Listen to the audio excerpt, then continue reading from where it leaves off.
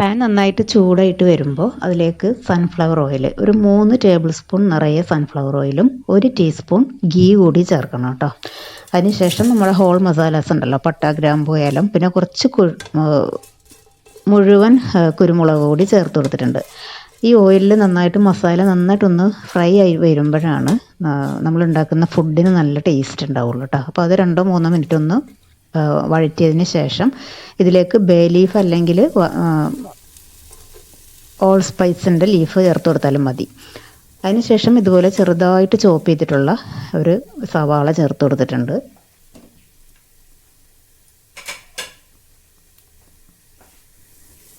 സവാള നന്നായിട്ടൊന്ന് വഴറ്റിയെടുക്കണം. ഒരുപാട് ബ്രൗൺ കളറൊന്നും ആകണ്ട, എങ്കിലും നന്നായിട്ടൊന്ന് വഴന്ന് വരണം.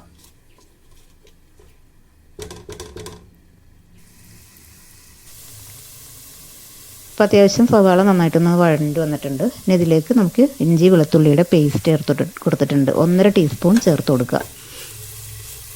നന്നായിട്ടൊന്ന് ഫ്രൈ ചെയ്യുക.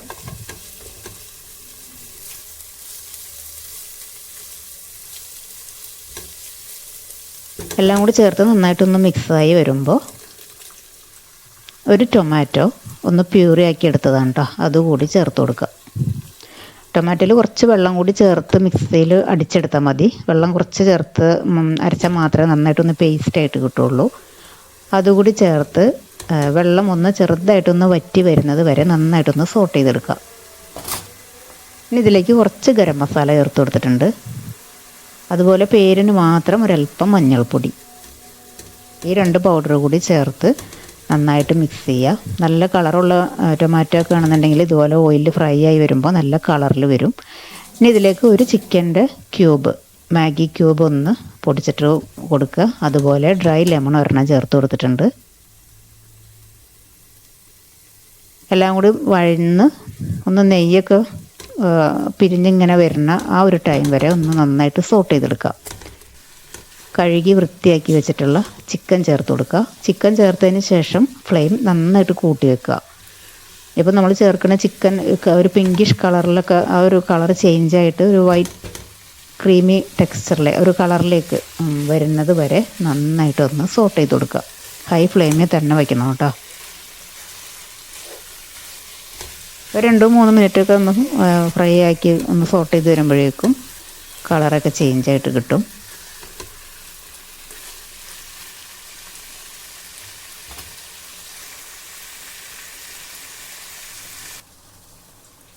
ഈ ഒരു കളർ വരെ ഇത്രയും മതി. ഇനി ഇതിലേക്ക് അരി ചേർത്ത് കൊടുക്കുക. അതായത് ഏത് തരം റൈസ് ആണെങ്കിലും കുഴപ്പമൊന്നുമില്ല. അരി കൂടി ചേർത്തിട്ട് നന്നായിട്ട് എല്ലാം കൂടി ഒന്ന് മിക്സ് ചെയ്തെടുക്കുക.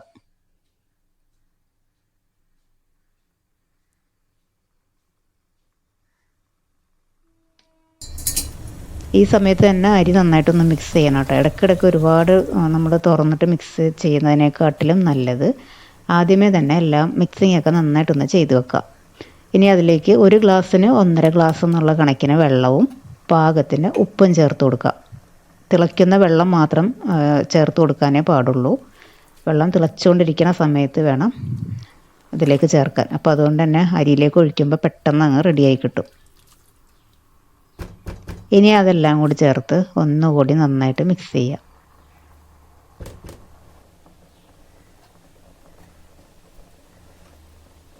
ചിക്കനിൽ നിന്ന് ഇറങ്ങി വരുന്ന കുറച്ച് വെള്ളം കൂടിയൊക്കെ ഉണ്ടാവുമല്ലോ. അപ്പോൾ അതുകൊണ്ടാണ് 1 ഗ്ലാസ്സിന് 1.5 ഗ്ലാസ് എന്ന കണക്കിന് വെള്ളം ചേർക്കാൻ പറഞ്ഞത്. പിന്നെ എല്ലാം തിളച്ച് ലാസ്റ്റ് സ്റ്റേജിൽ മാത്രം ഇതുപോലെ കുറച്ച് ക്യാപ്സിക്കം കട്ട് ചെയ്തിട്ട് കൊടുക്കുക. ക്യാപ്സിക്കം ചേർക്കുമ്പോഴാണ് ഈ റൈസിന് ഒരു പ്രത്യേക ഫ്ലേവർ വരുന്നത്.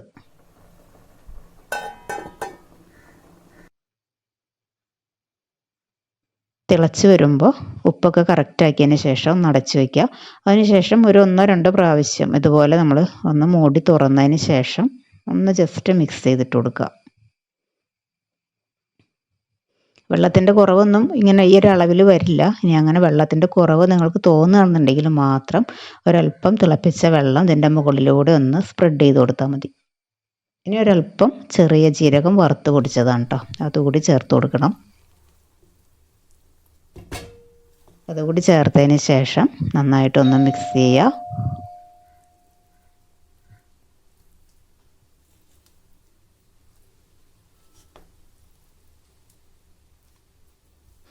ഇപ്പോൾ റൈസ് നല്ല റെഡിയായി വന്നിട്ടുണ്ട്. ഇനി ഒന്ന് തണുത്തതിന് ശേഷം പ്ലേറ്റിലേക്ക് സെർവ് ചെയ്യാം. ഇങ്ങനെയുള്ള റൈസ് നമ്മൾ ഉടനെ വെച്ച ഉടനെ തന്നെ സെർവ് ചെയ്യുമ്പോൾ എല്ലാം കൂടി കട്ട പിടിച്ച് വെന്ത് പോയോ എന്നൊക്കെ നമുക്ക് തോന്നിപ്പോകും. പക്ഷെ ഒന്ന് തണുത്ത് കഴിയുമ്പോൾ റൈസ് എല്ലാം വിട്ട് കിട്ടും കേട്ടോ. അപ്പോൾ നമുക്ക് എളുപ്പത്തിൽ ഇങ്ങനെ അതുപോലെ സെർവ് ചെയ്ത് എടുക്കാനും പറ്റും. ഇനി ഇതിൻ്റെ കൂടെ ഇഷ്ടമുള്ള വെജിറ്റബിൾസിൻ്റെ കട്ടിങ്സൊക്കെ വെച്ച് കഴിക്കാം. സാലഡിലും ഏറ്റവും കൂടുതൽ മാച്ചായിട്ട് വരുന്നത് ഇതുപോലെ ടൊമാറ്റോ, ഓണിയൻ കട്ട് ചെയ്തിട്ട് അതിൻ്റെ കൂടെ കഴിക്കുമ്പോഴാണ്. ചിക്കനൊക്കെ നന്നായിട്ട് സൂപ്പറായിട്ട് സോഫ്റ്റായിട്ട് വെന്തിട്ടുണ്ട് കേട്ടോ. എളുപ്പത്തിൽ നമുക്ക് വീട്ടിൽ ചെയ്ത് നോക്കാൻ പറ്റുന്ന നല്ലൊരു റെസിപ്പിയാണ്. നമ്മൾ ചിക്കൻ മധുഹൂതൊക്കെ കഴിക്കുന്ന ആ ഒരു ടേസ്റ്റില്ലേ, പിന്നെ പുറത്തുനിന്നൊക്കെ പോയി കഴിക്കുന്ന ആ ഒരു ഫ്ലേവറും നമ്മൾ ആർട്ടിഫിഷ്യൽ ഫ്ലേവേഴ്സ് വേറെ ഒന്നും ചേർത്തിട്ടില്ലല്ലോ, കളറും ചേർത്തിട്ടില്ല. കുട്ടികൾക്കൊക്കെ നമുക്ക് ധൈര്യമായിട്ട് എളുപ്പത്തിൽ ഉണ്ടാക്കിയെടുക്കാൻ പറ്റുന്ന നല്ലൊരു റെസിപ്പിയാണ് കേട്ടോ. ഒരുപാട് ഉള്ളിയൊക്കെ വഴറ്റി അങ്ങനെ നമ്മൾ ബിരിയാണി വെക്കുന്നതിൻ്റെ ഒന്നും പകുതി പോലും എഫേർട്ട് എടുക്കാതെ നമുക്ക് ചെയ്യാൻ പറ്റുന്ന റെസിപ്പിയാണ്. എന്നാൽ നമുക്ക് പുറത്തൊക്കെ പോയി ഭക്ഷണം കഴിച്ചാൽ അതേ ഫീല് കിട്ടുന്ന നല്ലൊരു റെസിപ്പി കൂടിയാണ്. കുട്ടികൾക്കൊക്കെ നന്നായിട്ട് ഇഷ്ടപ്പെടും. വൈകുന്നേരം വരെ വെച്ച് കഴിക്കാൻ പറ്റുന്ന, വൈകിട്ടൊക്കെ ആയാലും ഇതിൻ്റെ ടേസ്റ്റ് നല്ല കൂടുതലായിട്ടേ വരുള്ളൂ. അപ്പോൾ ഇത്രയേ ഉള്ളൂ. എല്ലാവരും ഒന്ന് ട്രൈ ചെയ്ത് നോക്കുക. വീഡിയോ ഇഷ്ടപ്പെടുകയാണെങ്കിൽ ഒന്ന് സപ്പോർട്ട് ചെയ്തേക്കണം കേട്ടോ. താങ്ക്